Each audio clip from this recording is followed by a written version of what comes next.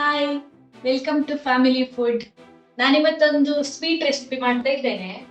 ಈ ರೆಸಿಪಿ ಇಲ್ಲಿ ಅಂದ್ರೆ ಕರಾವಳಿಯಲ್ಲಿ ತುಂಬಾ ಸ್ಪೆಷಲ್, ಅಂದ್ರೆ ತುಂಬಾ ಅಪರೂಪದ ರೆಸಿಪಿ. ಸೊ ಈ ರೆಸಿಪಿ ಬಂದು ಮಲೆನಾಡಿನಲ್ಲಿ ಆದ್ರೆ ಒಂದು ಕಾಮನ್ ರೆಸಿಪಿ ಅಂತ ಹೇಳ್ಬೋದು. ಆಲ್ಮೋಸ್ಟ್ ಎಲ್ಲರೂ ಸಹ ತಿಂದಿರ್ತಾರೆ, ಹಾಗೆ ಎಲ್ಲರ ಫೇವ್ರೆಟ್ ರೆಸಿಪಿ ಕೂಡ ಇದು. ಇದೊಂದು ಸ್ವೀಟ್. ಹಾಗೆ ಇದನ್ನ ಮಾಡೋದು ಈ ದನ ಕರು ಹಾಕಿದಾಗ ಮೊದಲ ಹಾಲಿನಿಂದ ಈ ರೆಸಿಪಿಯನ್ನ ಮಾಡೋದು. ಸೊ ಬನ್ನಿ, ಇವತ್ತು ಈ ರೆಸಿಪಿಯನ್ನ ನಿಮ್ಮ ಜೊತೆ ಶೇರ್ ಮಾಡ್ಕೊಳ್ತಾ ಇದ್ದೇನೆ. ಸೊ ನೀವು ಸಹ ಟ್ರೈ ಮಾಡ್ಬೋದು, ಹಾಗೆ ನಿಮ್ಗೆ ಸಹ ಈ ರೆಸಿಪಿ ಇಷ್ಟ ಆಗ್ಬೋದಾ ಅಂತ ನೋಡುವ. ಇದು ನೋಡಿ, ಆ, ಇದು ದನದ ಮೊದಲ ದಿನದ ಹಾಲು, ಅಂದ್ರೆ ಕರು ಹಾಕಿದ ನಂತರ ಮೊದಲ ದಿನದ ಹಾಲು. ಇದು ಅರ್ಧ ಕಪ್. ಸೊ ನಾನಿಲ್ಲಿ ಅರ್ಧ ಕಪ್ ಈ ಹಾಲನ್ನ ತಗೊಳ್ತಾ ಇದ್ದೇನೆ. ಸೊ ಅರ್ಧ ಕಪ್ ತಗೊಂಡದಕ್ಕೆ ನಾನಿಲ್ಲಿ ಅರ್ಧ ಲೀಟರ್ ನಂದಿನಿ ಹಾಲು ಸಿಗ್ತದಲ್ಲ ಶಾಪಲ್ಲಿ, ಅದನ್ನು ತಗೊಂಡಿದ್ದೇನೆ. ಸೊ ನಂದಿನಿಯಲ್ಲಿ ಒಳ್ಳೆ ಫುಲ್ ಫ್ಯಾಟ್ ಮಿಲ್ಕ್ ತಗೊಂಡ್ರೆ ಒಳ್ಳೇದು, ಒಳ್ಳೆ ಟೆಕ್ಸ್ಚರ್ ಬರ್ತದೆ.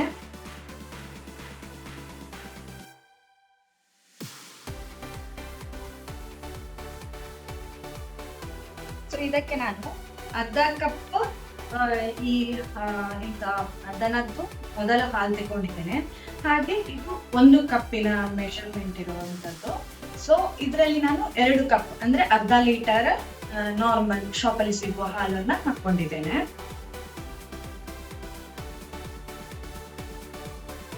ಇದಕ್ಕೆ ನಾನಿಲ್ಲಿ ಒಂದು 6 ರಿಂದ 7 ಏಲಕ್ಕಿಯನ್ನ ಚಂದ ಮಾಡಿ ಗುದ್ದಿ ಪುಡಿ ಮಾಡ್ಕೊಂಡಿದ್ದೇನೆ. ಸೊ ಅದನ್ನು ಸಹ ಸೇರಿಸ್ಕೊಳ್ತಿದ್ದೇನೆ, ಇದು ಒಳ್ಳೆ ಪರಿಮಳ ಬರ್ತದೆ. ಸೊ ಈಗ ಇಷ್ಟು ಹಾಲಿಗೆ ಅರ್ಧ ಲೀಟರ್ ಶಾಪಿನ ಹಾಲು ಮತ್ತೆ ಅದು 1 ಕಪ್, ಅರ್ಧ ಕಪ್ ಈ ದನದ ಹಾಲಿಗೆ ನಾನಿಲ್ಲಿ ಅರ್ಧ ಕಪ್ ಅಷ್ಟು ಬೆಲ್ಲ, ಪುಡಿ ಮಾಡಿದ ಬೆಲ್ಲವನ್ನ ಸೇರಿಸ್ಕೊಳ್ತಾ ಇದ್ದೇನೆ.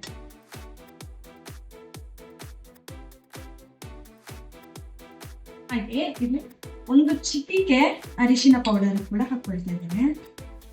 ನೋಡಿ, ಇಷ್ಟೇ, 1 ಚಿಟಿಕೆ ಸಾಕಾಗ್ತದೆ.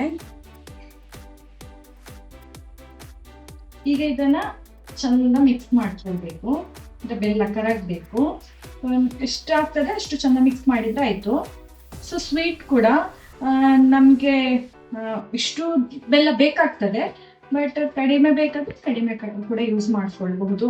ಇನ್ ಕೇಸ್ ಸ್ವೀಟ್ ಕಡಿಮೆ ಆದ್ರೆ ನಾವಿದ ಕುಕ್ ಆದ್ಮೇಲೆ ಕೂಡ ನಾವು ಇದು ಸ್ವಲ್ಪ ಬೆಲ್ಲದ ಪಾಕ ಮಾಡಿ ಕೂಡ ಆಡ್ ಮಾಡಿ ತಿನ್ಬೋದು. ಈಗ ಇದು ನಾನು ಚಂದ ಮಾಡಿ ಮಿಕ್ಸ್ ಮಾಡಿದ್ದೇನೆ. ಸೊ ಇನ್ನು ಇದನ್ನ ಬೇಯಲಿಕ್ಕೆ ಇಡ್ಬೇಕು. ಇದಕ್ಕೊಂದು ಸಣ್ಣ ಪ್ಲೇಟ್ ಮುಚ್ಚಿ, ಸೊ ಇಲ್ಲಿ ಇಡ್ಲಿ ಪಾತ್ರೆ ಇರ್ತದಲ್ಲ, ಆ ಪಾತ್ರೆ ಇಡ್ಲಿಕ್ಕೆ. ಸೊ ನಾನೀಗ ಈ ಪಾತ್ರೆಯಲ್ಲಿ ನೋಡಿ ಸ್ವಲ್ಪ ನೀರು ಹಾಕಿ,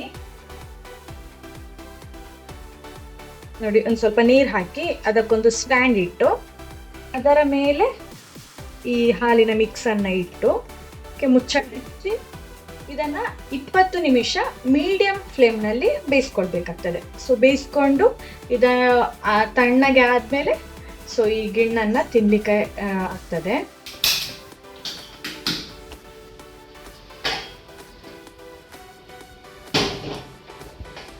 ಈಗ 20 ಮಿನಿಟ್ಸ್ ಆಗಿದೆ. ಸೊ ಬನ್ನಿ ತೋರಿಸ್ತೇನೆ. ನಾವೀಗ ಗ್ಯಾಸ್ ಆಫ್ ಮಾಡುವ.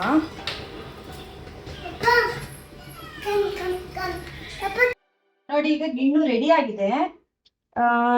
ಇದು 20 ಮಿನಿಟ್ಸ್ ಬೇಯಿಸಿದ್ದೇನೆ. ನೋಡಿ ಅದರ ಟೆಕ್ಸ್ಚರ್ ನಿಮಗೆ ಗೊತ್ತಾಗ್ತಿರ್ಬೋದು, ತುಂಬ ಸಾಫ್ಟ್ ಆಗಿದೆ. ಬಟ್ ಇದು ತುಂಬ ಬಿಸಿ ಇದೆ, ಇದನ್ನು ಈಗ ತಿನ್ಲಿಕ್ಕೆ ಆಗುದಿಲ್ಲ. ಒಂದು ಅರ್ಧ ಗಂಟೆ 1 ಗಂಟೆ ಇದನ್ನ ಬಿಸಿ ಆರ್ಲಿಕ್ಕೆ ಬಿಡಬೇಕು. ಸೊ ಇದಕ್ಕೆ ನಾವು ಕೆಳಗೆ ಪಾತ್ರೆಯಲ್ಲಿ ನೀರಿಟ್ಟು ಕೂಡ ಬಿಸಿ ಆರಿಸ್ಬೋದು, ಬೇಗ ತಿನ್ಲಿಕ್ಕೆ ಬೇಕಾಗುತ್ತೆ. ನೋಡಿ ಇದೀಗ ತಣ್ಣಗಾಗಿ ನೋಡಿ ಹೀಗೆ ಆಗಿದೆ.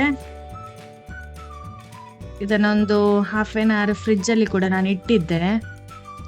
ಸೊ ನೀವು ಫ್ರಿಜ್ ಅಲ್ಲಿ ಕೂಡ ಇಟ್ಟು ತಿನ್ಬೋದು, ಸ್ವಲ್ಪ ಕೋಲ್ಡ್ ಆಗಿರ್ತದೆ, ಹಾಗೆ ಸಹ ತಿನ್ಬೋದು. ಇದನ್ನೀಗ ಸರ್ವ್ ಮಾಡ್ತೇನೆ.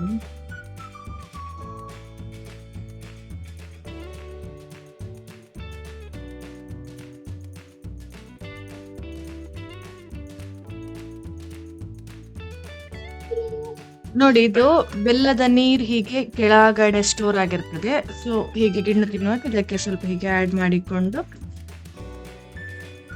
ಟೇಸ್ಟ್ ಮಾಡಬೇಕು. ಹಾಗೆ ಸ್ವೀಟ್ ಏನಾದರೂ ಕಡಿಮೆ ಇದ್ರೆ ಎಕ್ಸ್ಟ್ರಾ ಹೀಗೆ ಬೆಲ್ಲದ ಇದು ಸಿರಪ್ ಮಾಡಿ ಕೂಡ ಆ್ಯಡ್ ಮಾಡ್ಕೊಳ್ಬೋದು.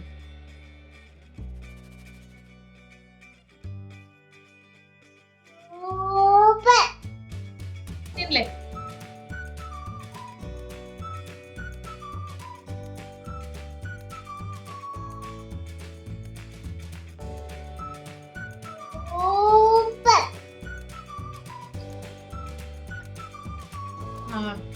ಈ ಸ್ವೀಟ್ ಮಕ್ಕಳಿಗೆಲ್ಲ ತುಂಬಾ ಇಷ್ಟ ಆಗ್ತದೆ.